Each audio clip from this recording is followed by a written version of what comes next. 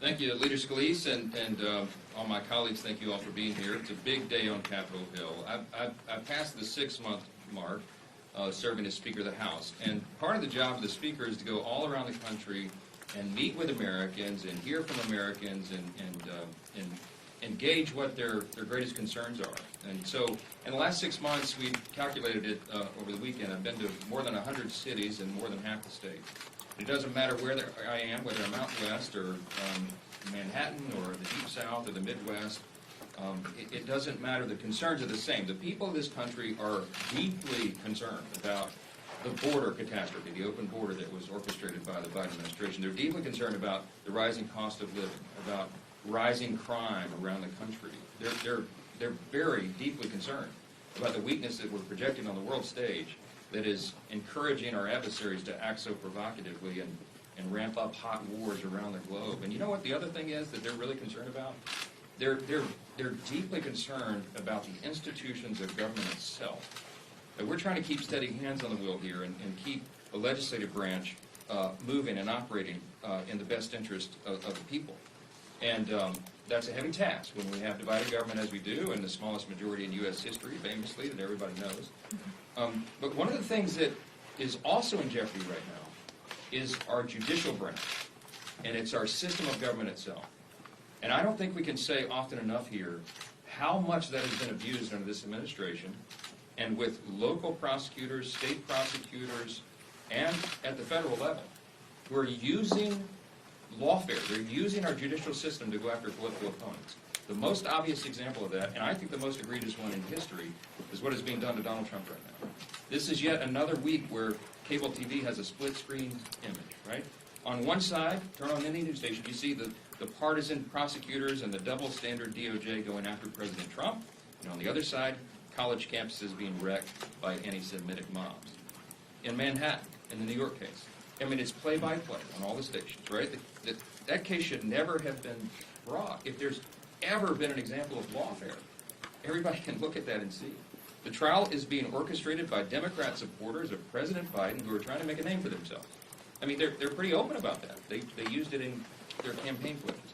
We've got a Democrat district attorney, a Biden donor judge, whose daughter is a Democratic political consultant and has clients that use the case in their solicitation emails to raise money. And now we've learned there's an assistant DA who was recently a top man at the DOJ and received over $10,000 in payments from the Democratic National Committee. This is all wrong. It doesn't matter what political party you're in. You have to look at this. If you look at this objectively, you know deep down that this is wrong. And think about all this in the context of New York. Assaults in New York are at their highest level ever. Crime is through the roof. The DA has decided to bring an 8-year-old bookkeeping charge that rests on the testimony of a long-proven liar and perjurer. And the judge, who is a well-known Democrat, is pursuing an indefensible gag order on President Trump. Now just think about that. Think about the magnitude of that. He's trying to override President Trump's constitutional right to defend himself against the constant smears of his political opponents in an election year. But not just any election year.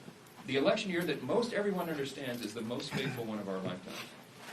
You cannot call yourself a serious judge and threaten a presidential candidate with jail time when he defends his reputation in public, in the middle of a campaign.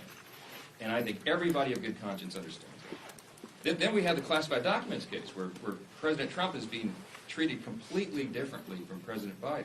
Again, this is something that is just obvious that everybody can see. Biden, of course, willfully retained the disclosed classified material. But because he is, quote, an elderly man with a poor memory, unquote, it was decided the DOJ would not be bringing charges. What the American people see, and I mean this is across the country, this isn't just red states, it's blue states as well, they look at this and they see an incredible double standard. It's just blatantly on display. It's the weaponization of our justice system. Every single person of good conscience and common sense can see that clearly. And it's disturbing to them. Why? Because in our system, in a constitutional republic, if the people do not believe that the justice system is fair, that you really do have equal justice under law, then they throw their hands up and they say, what is there to believe in? It's critical. It's a foundational component of maintaining a republic. And they are jeopardizing this for political purposes. Now we're learning that the prosecutors in the Jack Smith case have even engaged in evidence tampering during the raid at Mar-a-Lago. But here's the point. The entire case turns on what happened with those documents. And Jack Smith has admitted that things were not as they should be with the boxes. It just raises very serious questions. These cases are a coordinated political attack, plain and simple. They are a clear attempt to keep Donald Trump in the courtroom and off the campaign trail. That's what this is. It's an election interference. It is borderline criminal conspiracy, and the American people see right through it.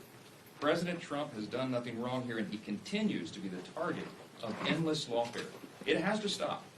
And you're going to see the United States Congress address this in every possible way that we can, because we need accountability. Ultimately, at the end of the day, it's bigger than President Trump.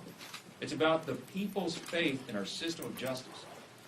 And we're going to get down to the bottom of it. All these cases need to be dropped because they are a threat to our entire system. On these other issues,